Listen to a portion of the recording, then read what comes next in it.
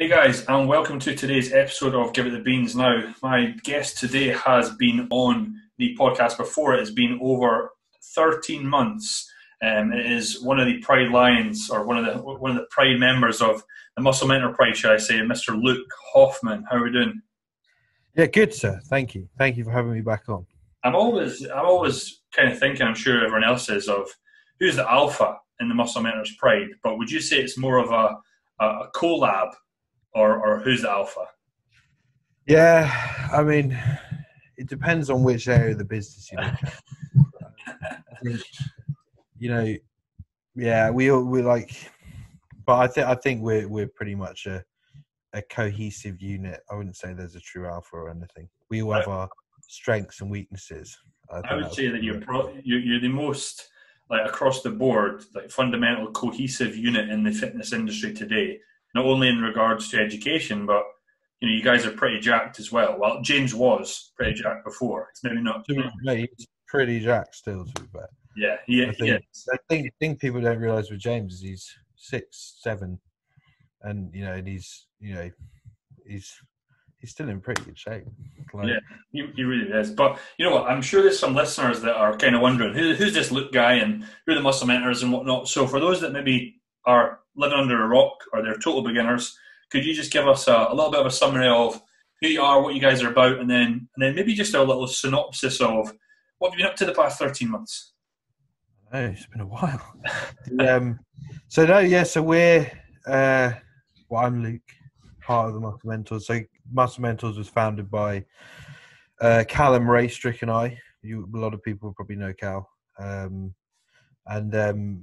and we are a collection of coaches and educators in the fitness industry. So we have essentially, I mean, it started off mostly as a coaching venture, with between just Cal and I, and we also alongside a podcast, which was kind of the most our educational outlet at that point. And then as that grew and there was the demand to go and start doing seminars, which was kind of always the goal. So we kind of brought in an educational side to the business, which is essentially aimed at giving coaches and personal trainers an insight into how we do things. And it's kind of looking at some of the more relevant but less well understood areas of science in the coaching practice. So we're looking at exercise mechanics, digestion, sleep, hypertrophy, female physiology, kind of all the areas that we want to consider when we're dealing with clients, when we're putting forces through people's bodies and in the gym, when we're kind of giving advice outside of training and nutrition realms, but then also the nutrition realms itself as well. And kind of not so much a blueprint. So I don't think we'll ever, I spoke about this yesterday with someone, I don't think we'll ever give like a standardized way of doing things, because it gets too risky and you start losing, you start blurring the line with the fact that we are dealing with individuals all the time. So we teach more of a thought process. It's kind of giving people an understanding of all these areas and then a thought process to how they can go away and apply them to an individual to get the best results possible within their physique and within their life and enjoyment of the process of coaching and things like that. So we're that's essentially what we do. We kind of teach people how we feel is like, or what we feel is the best way of going about the whole coaching thing and personal training thing, being an exercise professional. And it's all pretty heavily informed by science. So there's the term evidence-based gets bandied about a fair bit, but I'd say it's pretty evidence-based. And when you get into the realms of exercise mechanics, you could say it's pretty mathematically / physics based. Yeah, but the thing is, everything that you guys preach and you talk about, I've implemented a lot of that in my own training, as with my clients, and I'm sure many coaches have done over the UK, and it works. It really does. And I think that anyone that bashes it just doesn't understand it. And I would say that, years and years ago, I was kind of naive and didn't understand things like that and brush them off. But then the minute that I've worked with James before. I've worked with Cal. I've listened to them lecture. I've listened to yourself lecture. When you sit and you break it down, you guys break it down really well. It all makes sense, and I think the only to solidify it, it's when you go apply it and you go, holy shit, I've never felt a burn in my medial delt like that before, or my quads or my glutes and whatnot, and it's awesome. And I'm sure. I mean, I've worked with James, I've worked with Cal, I've still got to work with you. You'll be on the list at some point after our prep next year, no doubt. And if you've had any clients hound you before with questions, I'll be the worst one. I enjoy it. That's the thing. I always welcome the questions because I think that kind of keeps me on my toes. But then it's like the age-old saying. I don't know if it's a saying really, but I know Luke Lehman used to say it at the beginning of his seminars, like, don't believe anything I'd say. Get in sense of he'll be talking about some stuff that's pretty believable, but he would expect people to question him, fact check him, and don't take what he says as gospel. And that's kind of the same thing that I kind of like to think as well. It's like, I've got an opinion on some of this stuff, and it's somewhat informed, and maybe in some areas it's more informed than others and things like that. But there's always areas that we're missing. We don't realize, it's the whole thing of the more you know, the more you realize you don't know. So there'll be things where maybe I'll respond to questions now in a certain way, and then in a year's time I'll go, oh, actually I might have been wrong. This is actually what I'm thinking about now. So it's and I think that's cool. So when you have clients that ask questions, it's usually a good thing because it might kind of promote a new way of thinking about something, which can always be pretty helpful. Yeah, 100%. But I guess we'll get stuck right into today's episode, and for that, it's going to be kind of talking pretty much behind your own sort of philosophies, or the Muscle Mentors philosophies behind sort of programming and things that we should perhaps be looking out for that we don't. And I can say that in the time that I've worked with Cal, he's opened my eyes to me being like, oh, okay, my program was all right before, but now it's more thought out. And what I wanted to do is just ask yourself, with there being so many different training modalities of, people preaching that this one's the best, that one's the best, this one's the best, talk us through, like, if you had a philosophy on programming for yourself, your clients. Now, I'm not expecting this to be a short answer, but what would that be? And, did it come about was it through your own research, trial and error application, or how was it founded? So, I mean, it kind of again comes back to that thing of what I would be hard pressed to give some sort of like generic thing of like, this is the best way to program. I know there's a lot of people out there that have their different programs that they sell, or different styles of programming, and we're all aware of the things like GBT and GVT, GBC, all that, German volume training, German body comp.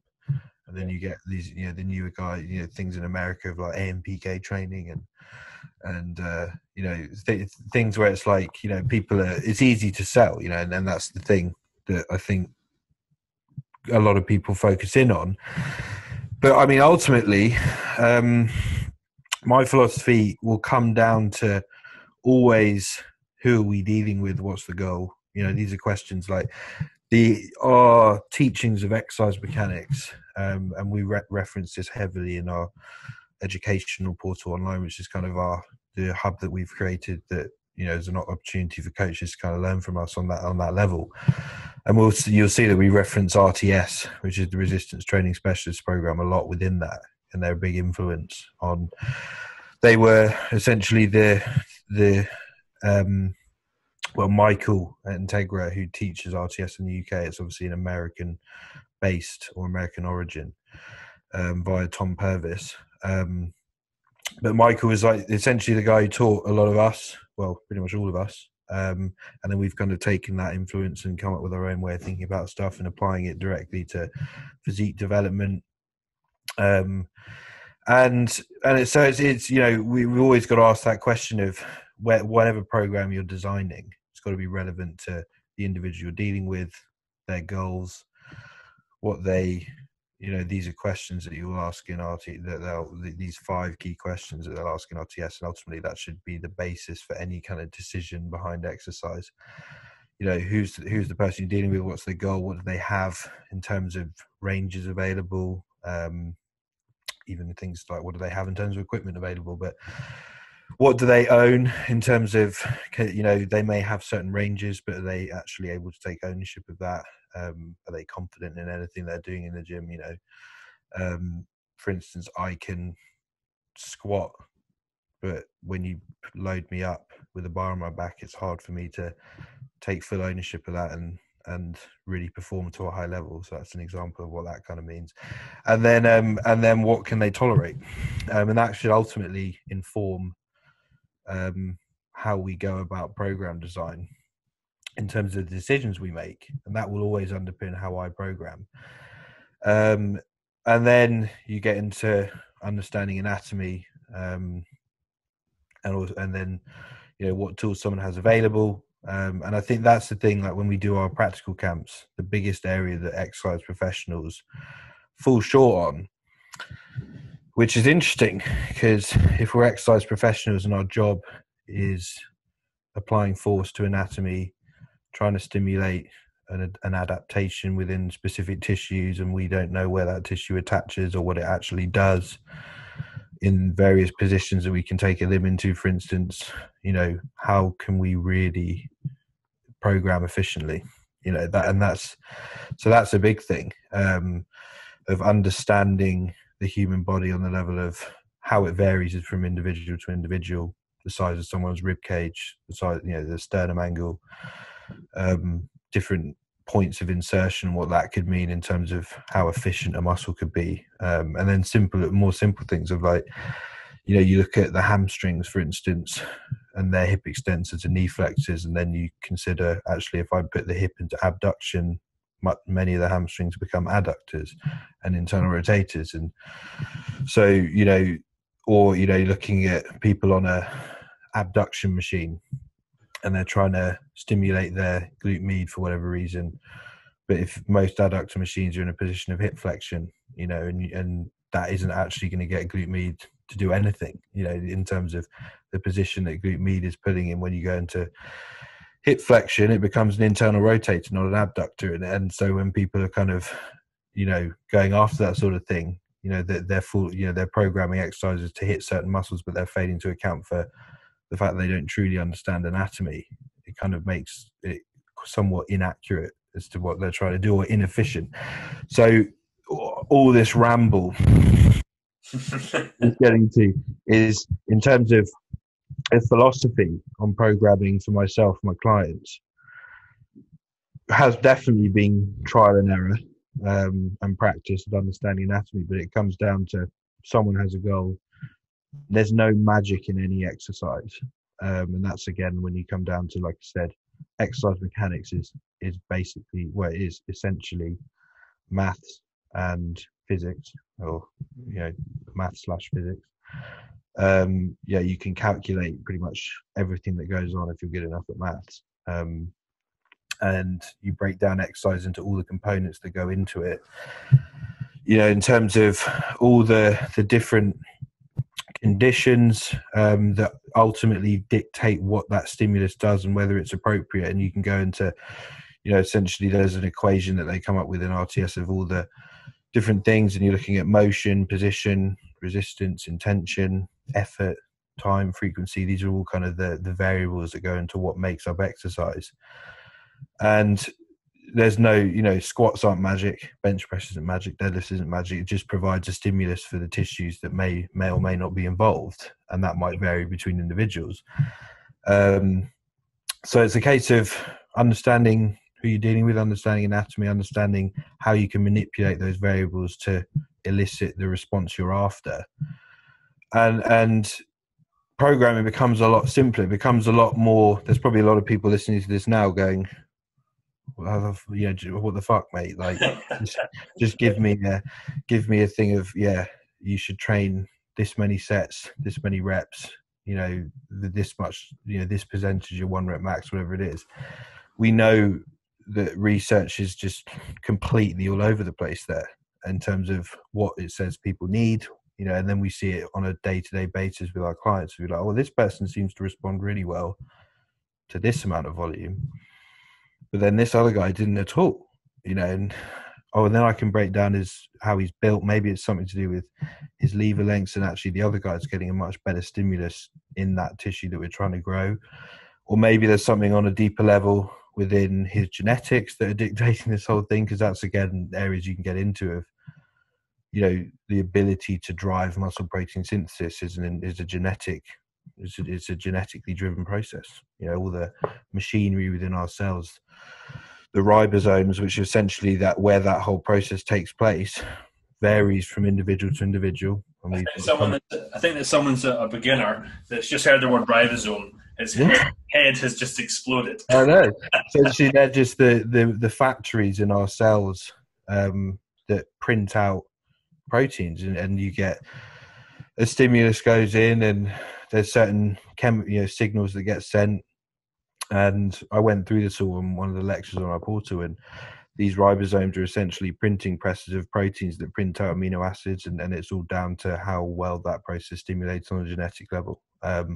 And you'll get people, and then you look at, there's the freaks out there and the not freaks, and all these things that go into what makes a Phil Heath and what makes someone who really struggles to build muscle. Comes down to some of those things which you might never change, but then they're starting to see stuff from research where actually that could explain why some people respond better to certain rep ranges.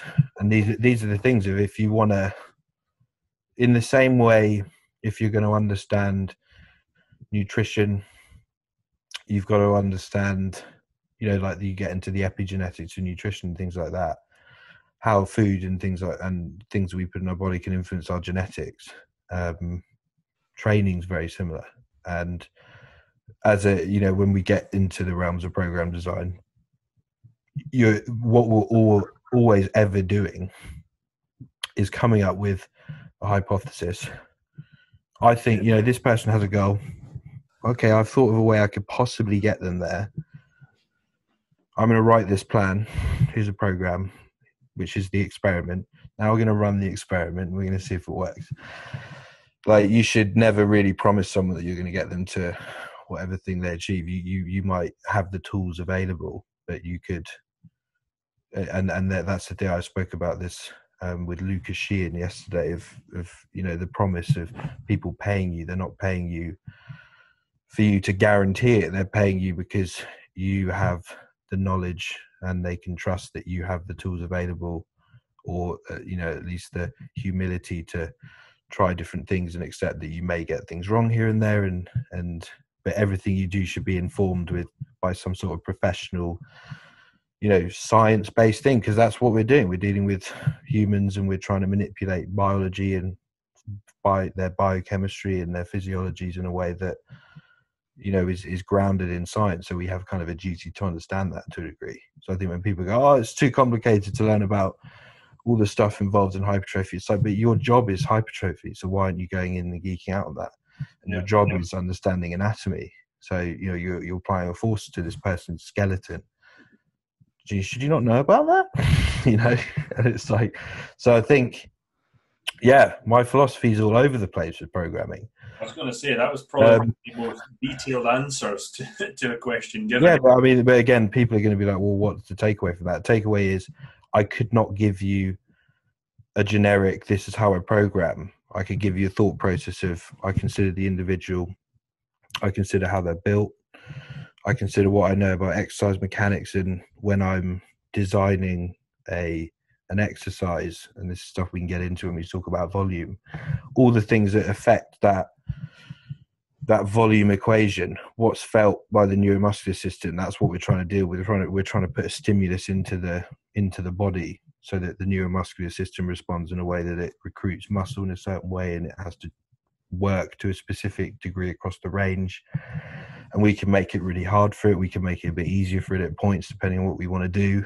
And that's where we get into tempo and resistance profiles relative to strength profiles. And what, and so, you've got the individual, how they're built, the kind of mechanical variables, what's appropriate for the individual in terms of their daily structure, because it's all well and good having a program that is apparently really good for hypertrophy, but if it takes someone 2 hours to do a session and they've got an hour to do that session, you've got a bit of a problem, because you're dealing with an individual that might have a family, might have a job, and you've got to be able to say, actually, how can I get that stimulus into those tissues in a more time efficient way? Do I want to go for higher volume, or are there ways, I know train to failure isn't the best thing maybe according to research, but it still works. And when we train to failure, we seem to need less volume, and this person's time pressured. Maybe I'm going to have to get them to push to failure, but they're a beginner. So getting them to that point is going to be quite hard, especially if you're in an online perspective. So then you have to kind of understand how you design that program in terms of getting them to that point.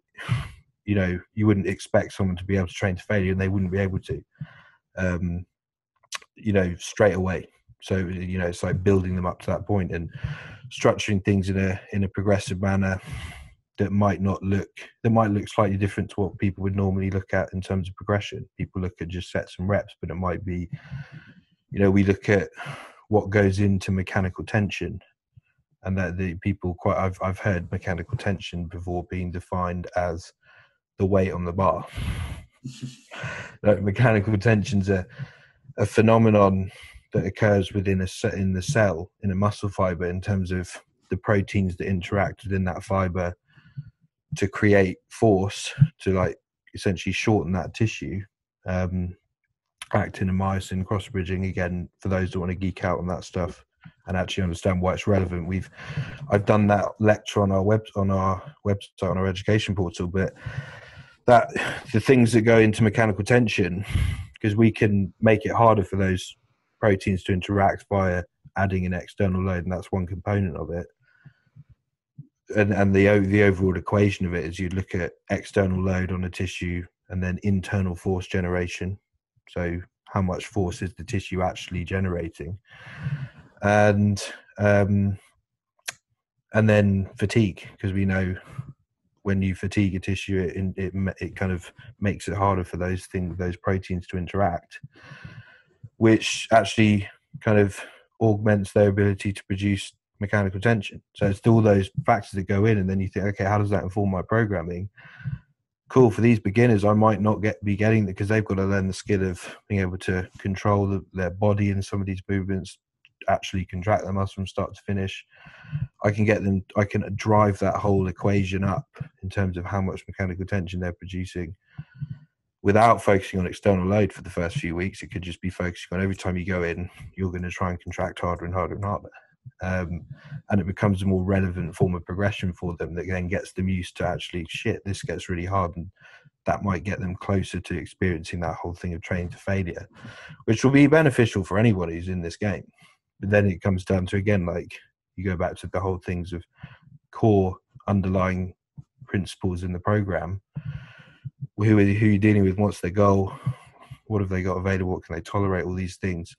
Quite often people can't tolerate or control sticking a barbell on their back and expecting them to push really hard. They've only ever trained for a short period of time, or they're later in a session and they can't, they're very fatigued, and you expect potentially higher levels of injury risk at that point. All these things that go into how you'd structure sessions. But I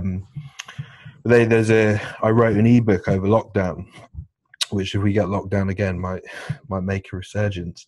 But it was about how we can train at home efficiently, and obviously where we're lacking that ability to progress external load, we can still drive that whole equation up by getting people to increase the intensity with which they're contracting their muscles. And there was a cool study they did where they had a group who they basically they called it no load resistance training, and they had a group that trained with no resistance. So they were just doing the motion of a bicep curl, but contracting their muscles as hard as they possibly could without any resistance. And then a group that trained with pretty heavy load for like 3 sets of 8 to 12, and the no load resistance group did 4 sets of 20 reps. They kind of used BFR conditions, and they both built the same amount of tissue, and they were beginners.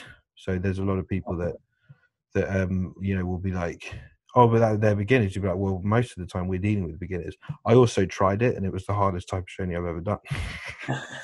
I was like, oh my god! Like, I looked at the thing, and they seemed to rate it. The group that did no load rated it way harder in terms of an RPE. Right.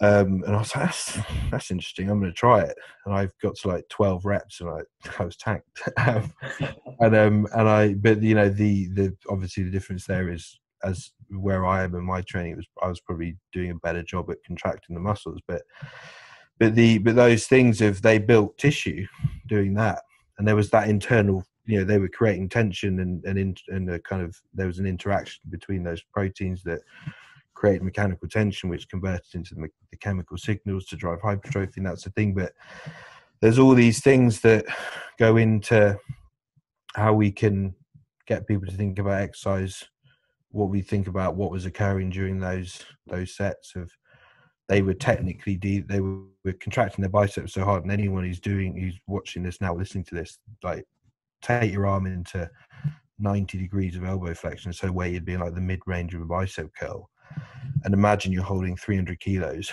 and contract your biceps as hard as you can, and you should feel your tricep kick in. And the idea there is, or what's actually happening there, is your triceps kicking in to stop your bicep from ripping your radius off the front of your body. You know, essentially ripping it superiorly out the joint. And so you it's not a no load condition, it's a internally loaded condition. But those are all tools that you can use within programming. There's a reason why bodybuilders potentially grow quite heavily into preps, and obviously you've got to consider like the anabolic aspect and things like that. But you know, when bodybuilders are practicing posing and they're trying to tense muscles as hard as possibly can for, you know, quite a lot of time on end in between sessions, they're essentially doing another training session in terms of the stimulus they're giving those tissues. So you can think, okay, you know, how can I use that within programs? Is there a way I could, you know, take away some of the volume that people are having in sessions and replace it with some of that stuff? It would be pretty good for getting them to learn how to recruit that tissue, which would then carry back over to what they're doing when they add external load. I pretty much think what you've said, you've answered like nearly every single question on the list. I know we can go into more. But the thing is that there is no, and there shouldn't be a definitive, this is how you should train, and if you do train anywhere from this method, it's bad. Like the detail that you've just went into of all the different considerations, I mean, I sit here and go, fuck man, that's detail. So I can only imagine if someone that isn't into programming doesn't understand it, would at the same time be like, shit, this is about more than just, oh wow, let's just go buy that chest builder. You know, hey bro, I'm selling an 8-week chest, you know, building plan. I'm going to buy that. When in fact, actually, it might work, but at the same time, it might not work for the next person that buys it because of everything you just said. I'm not going to summarize it. I'll just say, go back to the start and hit play.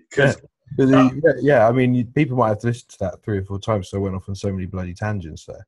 But it's literally you know, and it's one of the problems with reading research in hypertrophy and taking lessons from papers where they're like, oh, we looked at this cohort of 30 people, and they seem to respond really, you know, that we compared these 2 conditions and actually this one came out better. And you're like, okay, that's great. Was I in the study? No. Was my client in the study? No. Did they talk about any of the mechanical considerations? No, because they rarely do. How were those people built? Oh, they didn't say. So I don't know when they're comparing squats, what was the femur length?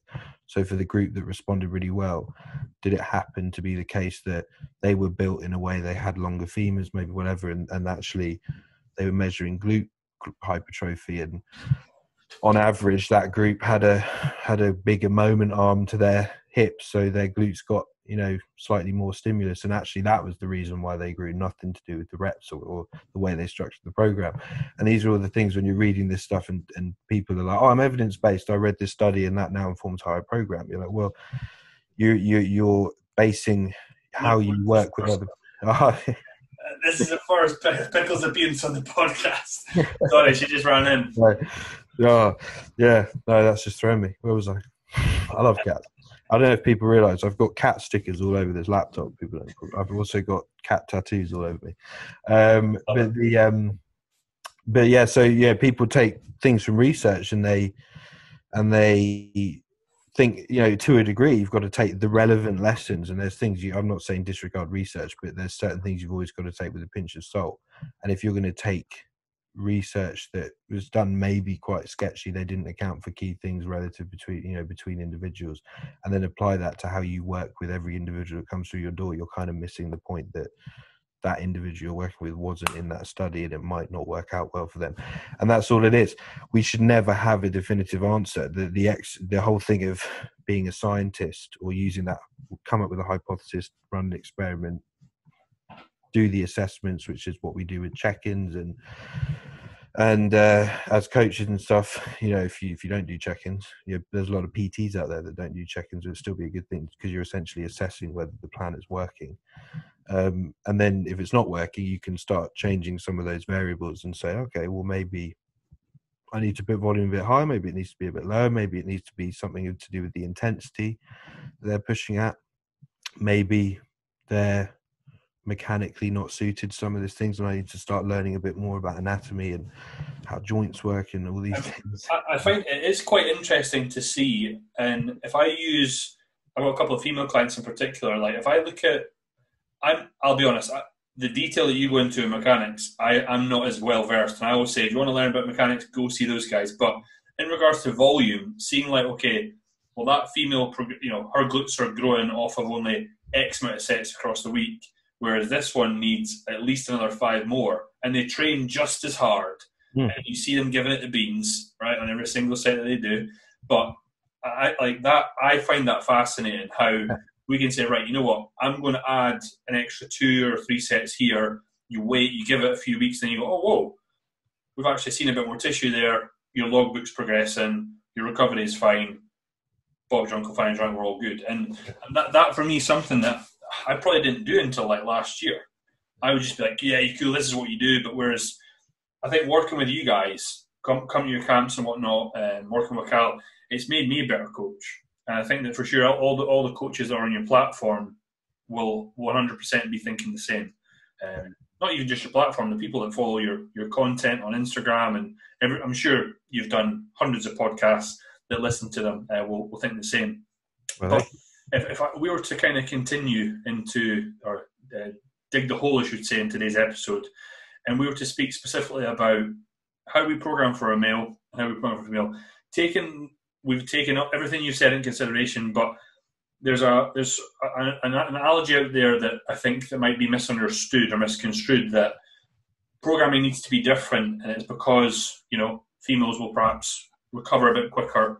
At the same time, I think they need to take consideration that as a guy, I want a massively jacked chest.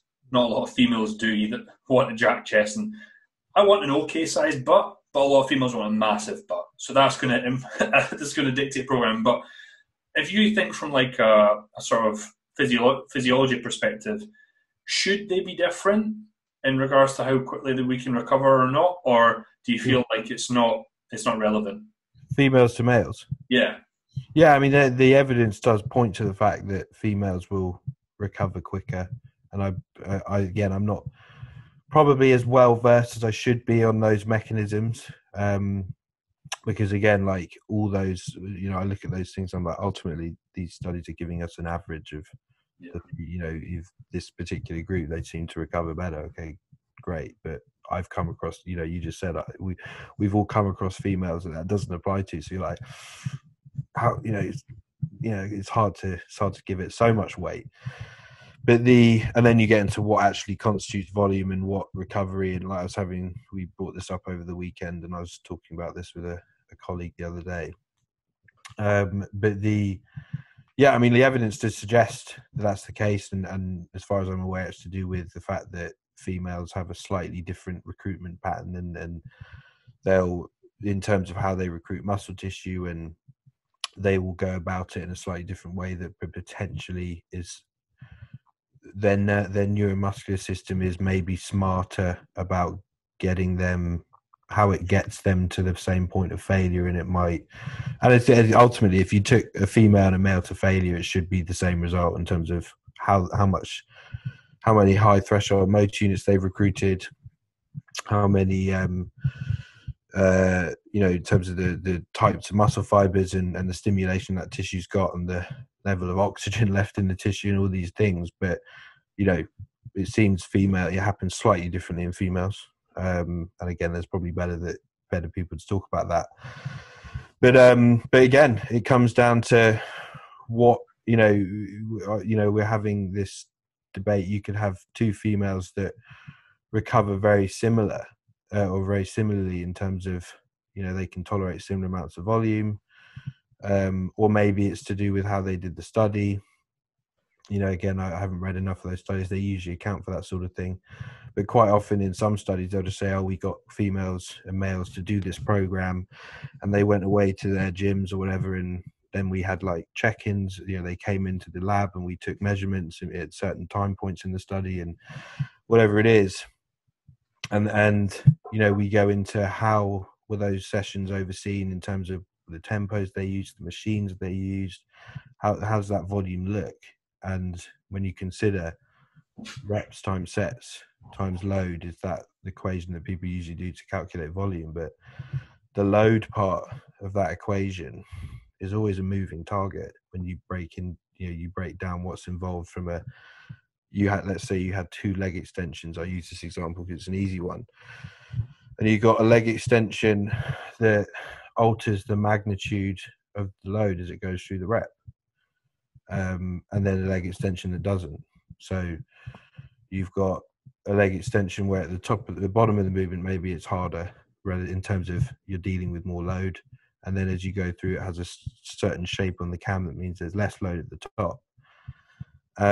Just on those conditions, you could, if you had 100 kilos on both throughout the range, technically the neuromuscular system's being exposed to a different level of volume. And then you factor in how fast someone moves it. So you then go, this person does it with really fast tempo. Maybe they're on the same leg extension. They've both got one that, like a prime leg extension, let's say, plate loaded. There's a big lever in terms of the distance. That load to the axis is massive. So there's a lot of rotational inertia. That the weight that's traveling around that axis, if you move it with enough speed, wants to continue moving because that's how physics works. That's Newton's first law, the law of inertia. And, so you've got one person who's doing it really slowly and they're getting a point, maybe 30% drop off in load at the top. So you're like, okay, I can kind of standardize that. And then the other person's throwing it up. They've got the same load, same machine, but a lot more, a lot higher inertial effects, which is then changing what the resistance they're actually dealing with. On paper, the volume should be this, but that person's neuromuscular system is experiencing something way different to that person's. And then, so it makes that quite hard. And then you go, in terms of, you could have someone who's doing 3 sets on a machine. Set 1 looks a certain way, they've got control. Then by set 3, they're really fatigued and they're starting to use more, in terms of use more speed. There's more kind of impulse being put into the reps as they go through, and there's higher inertial effects, and it's completely changing the exercise when we come back to those variables we discussed of what goes into that equation of what makes up exercise according to RTS. Those are completely different. So you're like, if you have these studies that are looking at these things with males and females, they're not accounting for things like that, which we could only assume. So an assumption is nothing more than an assumption, so we can't give it too much weight. But it makes it hard to then generalize. And then similarly, when we're dealing with clients in the gym, and they've got certain access to certain machines, and we're not aware of those things that they may be dealing with. For instance, I've got this client that I've given her this program and she's responded really well. And this person's got this, I gave her pretty much the same one. She's responding really differently, but maybe I haven't paid close enough attention to how they're executing it, how they're built as an individual, but then also the machines they've got. You've got someone with a prime leg extension where rotational inertia is a much bigger consideration versus like a machine like a Cybex leg extension with a cam, and there'll still be inertial considerations that you have to take into account, but there'll be far less. So it's all the, for instance, you might have to program 2 completely different tempos. The prime leg extension, you're going to have to do this with a 4-second down, 4-second up tempo, because we've got to really control for that inertia. And then you get this person on the Cybex and you think, no, they can probably get away with going 3 seconds down, 2 seconds up. It's like and it's like, okay, these are the things that go into then See these in that, standards. see in that instance, when you talk about studies, would you Yeah. say that a lot of studies are, I'm not going to say they're irrelevant, but there's a lot of holes in them that I'm sure the only way to really see if they're deemed they're worthy is in practice, right? Yeah. But what I would also say is, do you not see there's a massive hole in research that you personally could go into and explain on why they should be doing X, Y, and Z?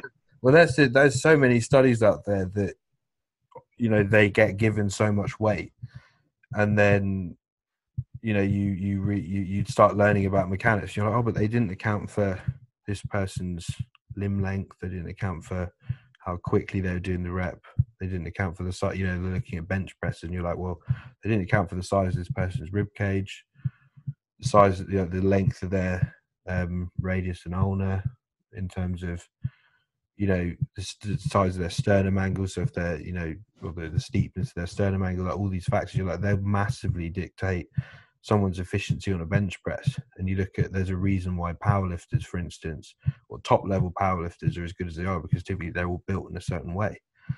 So you get someone who reads research, they say this was the proper range of motion that we found for the bench press, or like we looked at this group and on average of that group, this seemed to be the range that was best in terms of they touched the bar to their chest, whatever it is. And then you go, yeah, but I've got this client here who's built like a twig, and he's got really long arms, and he's got a really flat rib cage in terms of it's very shallow. So for him to touch his chest, he's going to have to go through twice the range, get his shoulders into a way more compromised position, into a position where we know the pec will lose a lot of efficiency in terms of its ability to actually pull the humerus back around. And you're like, yeah, it makes it really difficult, and then you go, if they account for that stuff, maybe these results would come out so much differently. Yeah. And when they're looking at these individual differences in terms of how people respond to squats and hip thrusts and deadlifts or whatever it is for glute growth, and you're like, well, yeah, well, look, the hip thrust came off better here because you're kind of guaranteed to get a glute stimulus no matter how you're built. And then you look at the squat or something like that, and you think there's so much more mechanically that goes into how efficient that stimulus is for someone's glute development, that is it a fair comparison if you don't account for those differences? So, and then that informs how people program, and you're like, well, you missed that they. Do you think that is ever going to be a study that takes all that into account, though, unless it's you that does it? They're starting. It's so difficult. That's the problem.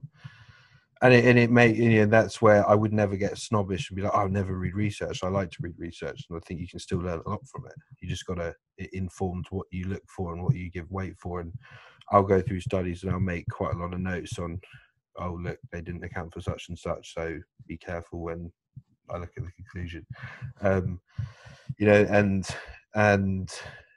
yeah, so I think, and there are some, and they're starting to do more, but again, it would be so difficult. And you would make. I say it would be difficult. It would be interesting if someone did start to do studies like that, if they were looking at the effects of a particular exercise, and they accounted for how someone's structure influenced that, and then how they program the stimulus, so how they got them to perform it, and all these different things. It could be done, but it would be more time consuming.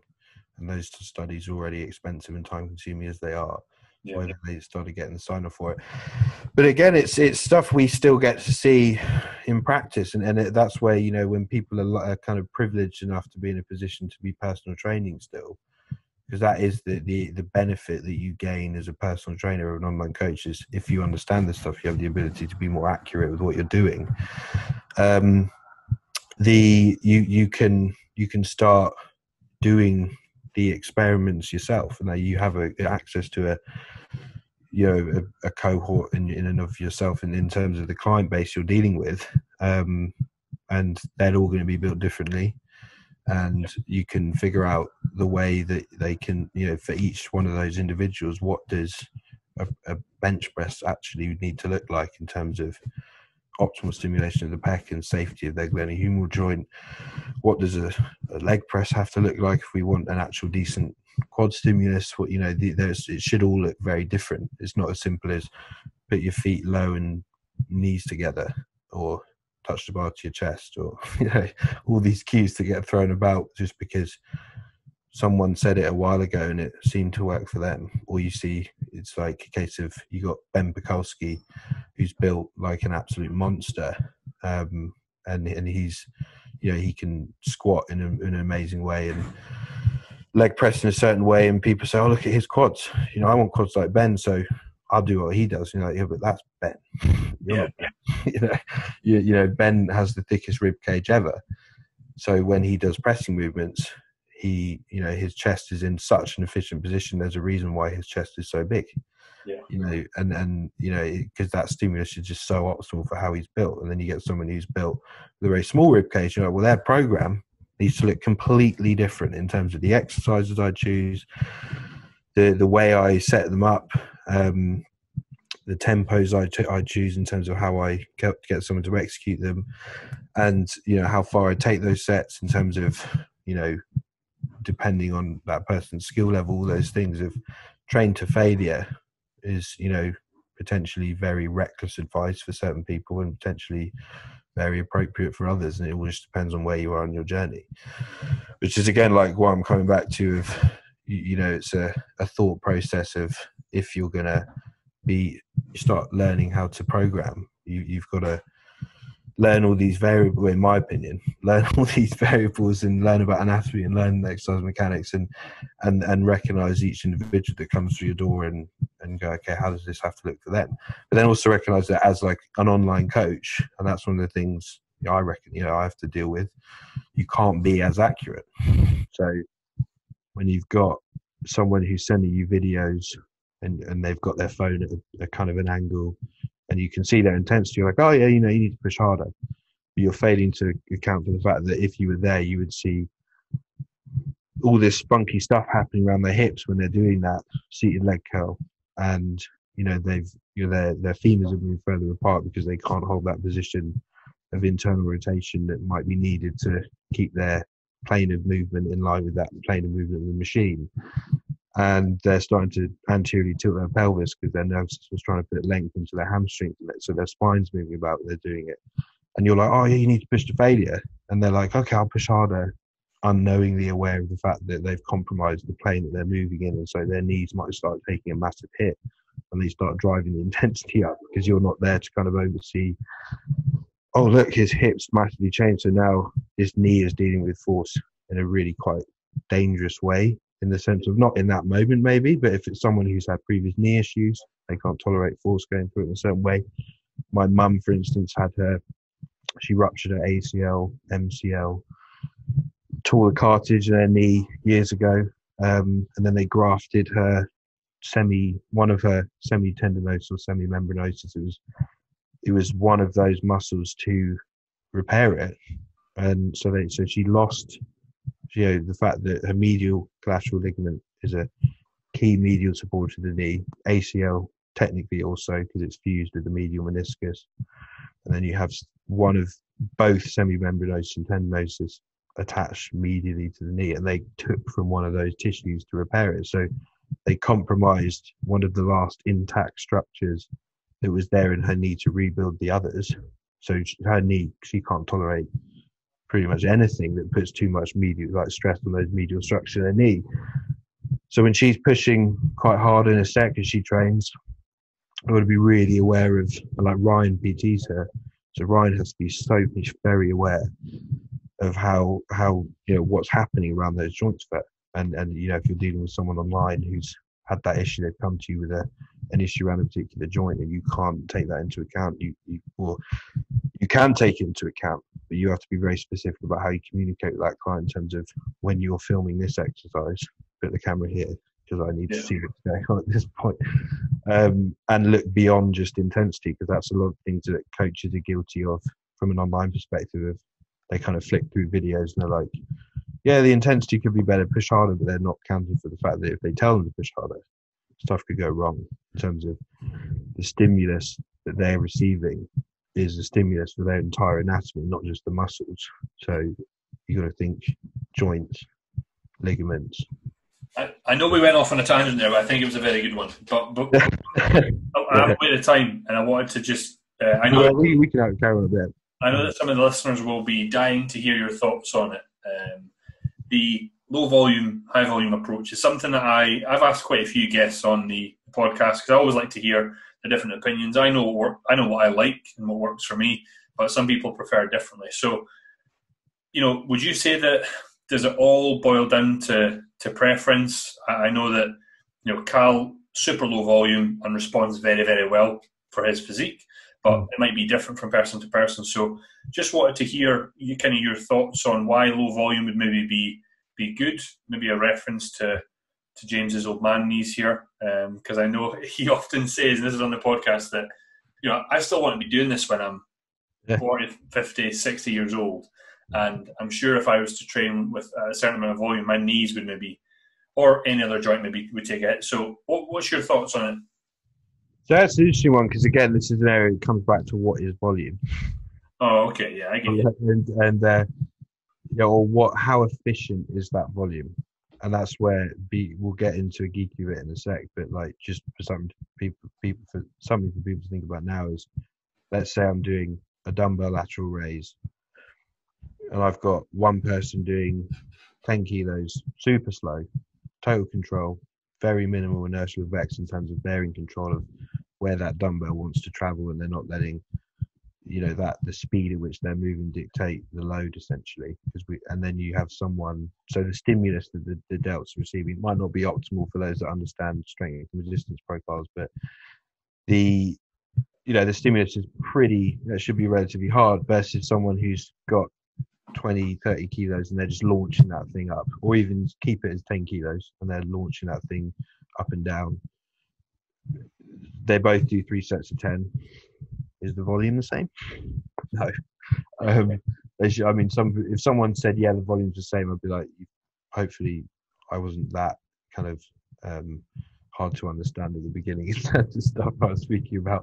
But you should agree that the stimulus that the neuromuscular system is going to receive is going to be vastly different, and that's ultimately what you're dealing with, because it's the stimulus. It's like, how hard is the neuromuscular system having to work to deal with the resistance you're applying to the body, which is creating a certain amount of mechanical tension, which will convert into this chemical signal to drive hypertrophy. In one scenario there, you'd have a person who's probably creating a way more efficient signal, and the other person who's not, and they're putting a lot of stress on joints and connective tissues and things like that. Because I had this chat with a friend the other day of, let's say you did an entire session with that sort of premise of someone completely in control, someone who's not really thinking about tempo and they're launching weights around left, right, and center. We know they still push relatively hard and they still have to recover.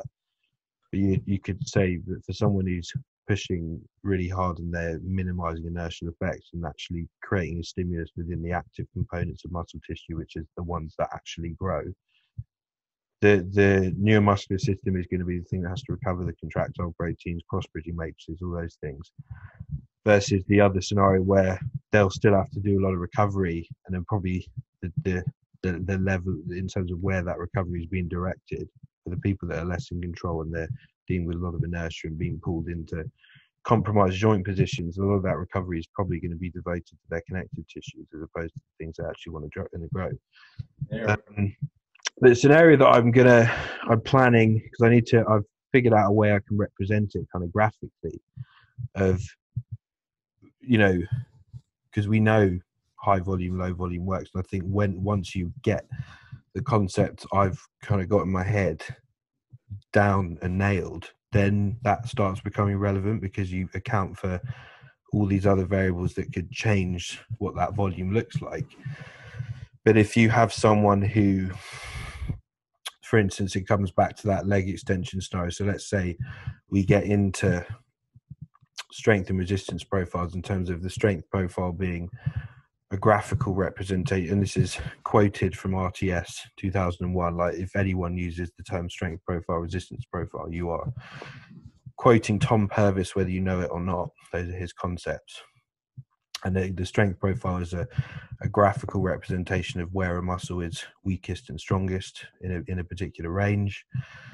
And resistance profile is a graphical representation of where an exercise is hardest or easiest in a particular range. And where, you don't always have to get those to match, but if we can kind of get those to sync up more or less, it means that the tissue being stimulated is going to be having to work as hard as it possibly can across a given range. So people have like the prime pieces, they can load different points, thinking they're overloading a shortened range and a lengthened range and a mid range like that.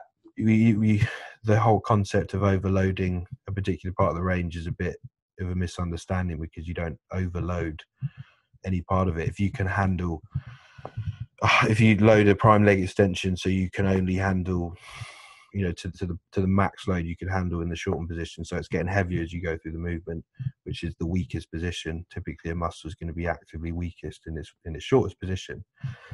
Let's say you can handle 100 kilos there max. Doesn't matter how else you load that. If you loaded it so it kind of actually matched what you were capable of doing, so it was heavier at the beginning and then it dropped off as you went through. And we go into the intricacies of that on our site, so we don't need to go too much into it now. But if you were going to match up a leg extension as an example, we'll keep using that as an example because it's an easy one. In terms of our output relative to where an exercise is hardest and easiest, it would look harder at the beginning and easier as we got into the shortened position. But it shouldn't be termed easier, because if you could only handle 100 kilos there, you would still end up with 100 kilos at the top if you loaded it optimally, but you'd maybe have 150 at the bottom. But in this scenario where you loaded it to get heavier, you load it to the point where you're still dealing with 100 kilos at the top, but throughout the first part of the range, you just under stimulated the tissue.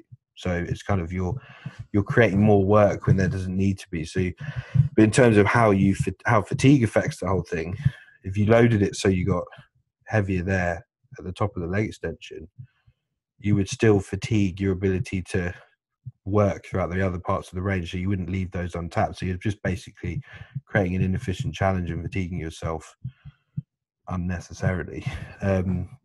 So it comes into, if we have this kind of view of programming, and we said, like, if we were going to plot that as sort of a difficulty profile, if we have that scenario of a leg extension where we've kind of matched it more or less in terms of our force output capabilities at the bottom relative to the top, and that would differ between individuals in terms of how much weaker we are at the top relative to the bottom, but we could kind of match it roughly and say, okay, that person, and you could get into how you design reps and be like, actually, I could get that pretty pinpoint based on, and you'd base that off maybe the last rep of the set. If someone can get to the point in the last rep where there's no real sticking point, but it takes them like 20 seconds to do, probably match the profile relatively well, because you're having to work so damn hard throughout the entire range. There's no point that's harder or easier. It's just all really challenging. And that's what you're aiming for. You'd kind of plot that as like a difficulty profile where the difficulty is pretty consistently high throughout the entire range, versus the profile of it's getting harder as I get into shortened position, but I'm under challenging the rest of the range. The difficulty of that movement might be really low, and then it just picks up right at the end. So across that range of how hard can I make this tissue work, you could have 100 kilos on both leg extensions. In terms of, let's say, it comes back to that example we used at the beginning, but in one scenario, the nervous system, the neuromuscular system, is actually having to do way more work across that range than the other. So the volume looks completely different. So if we're going to approach the volume debate with that in mind, and we're going to say, I haven't accounted for that, so I don't know what this person's machine is, I don't know how fast they're moving it, I don't know what the overall difficulty of that movement is relative to what the neuromuscular system is what's being demanded of the neuromuscular system, you're kind of like, well, it kind of becomes, it's a bit of a moot point to argue higher versus lower volume, because you could have someone do 2 sets really well with a really efficient, difficulty profile, we could say. So the stimulus is very efficient from start to finish, and then have someone do 10 sets really badly. But the volume in terms of what's felt by the neuromuscular system could be identical in terms Yeah. of, you know, and that's where I think that comes in. So you get people now who are kind of going into doing, I think it's making quite a big comeback of people doing really high volume, and you see it, they can't train to failure because you can't when you go that high. So they can't really demand too much of the neuromuscular systems across that thing. So they have to go for these kind of inefficient challenges. And if you start getting into, like I have a friend who you probably know, and James has done some of his programming, and I was talking with James, and he said, "Oh, I think he's doing really, really, really high volume again in this block." And I said, "Well, because James didn't advise on the last block, but he has advised on this new one." And I said, "Well, if you get the advice right in terms of choice of exercise, tempo, and you make it so he's actually working harder in those sets, there's no way he could tolerate the same amount of volume." because he'd get the same stimulus maybe across the first 2 or 3 sets, as opposed to what we previously had taken 10 or 8, you know, something like that. So it comes down to all those variables of what goes in to make to the load you're dealing with that exercise, how, you know, the stimulus is being felt, and once that's accounted for, then you can go, okay, this person's been doing 3 sets and they're getting X amount of progress. Let's see what happens if we bump it to 4 or 5, or we, you know, they're doing 10 sets across a week, and they're all, in terms of the exercises we've chosen, they might all have different profiles, but in terms of what's been demanded, the tissue across this week, it's pretty damn high. If I add volume to this person's, to what's going on here, I've got to make sure that all those other variables stay consistent, so that I don't start seeing all that the efficiency we've created drop off. So that's when you get into, now we'll see what the effect of high volume has on this individual, because we've accounted for the fact that what goes into that volume is going to stay relatively consistent. What I like about today's episode is that you haven't given a definitive answer for any question. It's great. It's so detailed. It's not that you're avoiding answering. I think that there's no definitive in the realms of programming, and that's exactly why I want to get you on and chat about it, because of the detail that you guys go into programming. But now would seem a good time for someone that's listening that's been like, "Whoa, that is fucking amazing. I want to know more." Can you just say where they can kind of get in contact with yourself? Can they join the education portal, etc., etc.? Maybe discuss some upcoming camps you've got, so they can get in touch. Yeah, so we're all on Instagram. There's our names, just underscore the muscle mentors. So we've got Luke underscore the muscle mentors, Cal, I think he's just Callum, but 1L, and then James, Ryan, and Alex. And James and I kind of lead the education side, and for those that want to geek out more stuff like this, and you know, whether you're a coach or not, you might find it interesting. But we've got an educational website which I reference called the Muscle Mentors Education Portal, and that's literally, if you just go on www.themusclementors.co.uk, and that's where we've gone into this stuff. And there'll be people that maybe think, "Oh, that's overkill," or "That's really freaked me out," and it should freak you out if you're a coach, in terms of, and that's what I would hope, if the sense of, if you listen to this stuff, if you disregard it, I would go as far as to say you're being a bit negligent, because this stuff is almost impossible to argue. Well, I'd say it is impossible to argue with, because it's maths. But if you consider a university degree, for instance, you wouldn't do one lesson, one lecture and go, "Yeah, I get it." You would go, "Wow, that was interesting. Lucky I've got 3 years to actually master this thing." Yeah. And that's how long it takes. Like, I started studying exercise mechanics, fortunately, right at the beginning of my PT journey, but that was 5-6 years ago. It's, in the scheme of things, it's not very long. But then being exposed to it that early on, took me 4 years to pluck up the courage to start teaching it a little bit. And it takes that long to master. You start studying this stuff, and you hear people talking about these concepts that are challenging the ways you've been thinking about things for ages, and the ways that the majority think about stuff. And it's easy to fall into the camp of, "Oh, if it ain't broke, don't fix it. Don't try and reinvent the wheel." But in the realms of science, that's what happens all the time. and it would be a bit negligent to disregard it. So that's the thing. I would kind of recommend that people do, if this is the first kind of stuff they've heard on it, I would probably think about exploring that further, because it will help you. It will be confusing for a while, and then it will become clear, and you'll be like, oh, right, I can see how this applies. Because it took me a long time to figure out all the stuff I've just spoken about.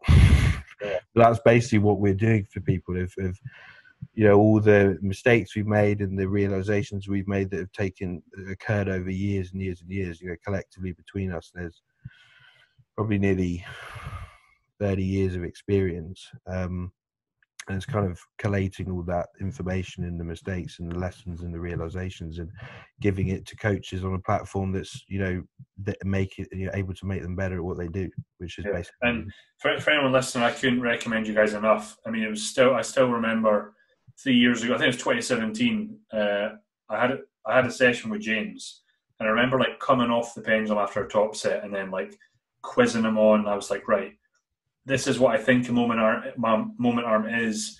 Is this when this happens, blah, blah, blah. And he was like, yeah. And I was like, right, okay. But at the time I was still a bit like, I'm overwhelmed. I don't know what's going on. And it took some time, but if people are good at non-verbal reasoning, I always use that as an example of when we're in school and you're doing the 11 plus, and you've got verbal, non-verbal reasoning and maths, and it's all to do with shapes. That's basically what you got to be good at when you start looking into forces and you're in a gym and you're watching someone do a dumbbell and you're kind of envisioning where the line of force is going relative to the joints, and you're drawing this kind of 2D image in your head. And it takes a while to go, like to get it down. And but once you do, it kind of makes everything better. And it can, there's still people that butcher it. Like there's probably maybe some people that listen to stuff we say and they go, oh, you've got that completely wrong. And maybe we'll realize that at some point as well. But and that's just where it's just all about kind of constructive learning, constructive feedback, and helping everyone out.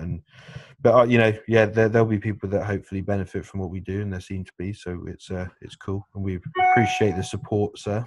Yeah, 100%. And I think I always say to anyone that comes to me that asks about this and next time, like, Vaughn, could you go into this more detail? I'm like, I can, but realistically, if you want to know this stuff, I just send them your guys' way, because I couldn't recommend you highly enough. So just a massive thank you for myself, from the listeners, for what you guys do on the daily. I think, I speak for us all when I say we massively appreciate it. But I think if I was to say, or if I speak for both me and you, to listeners, I think we would say that wherever you are, wherever you do, give it the beans.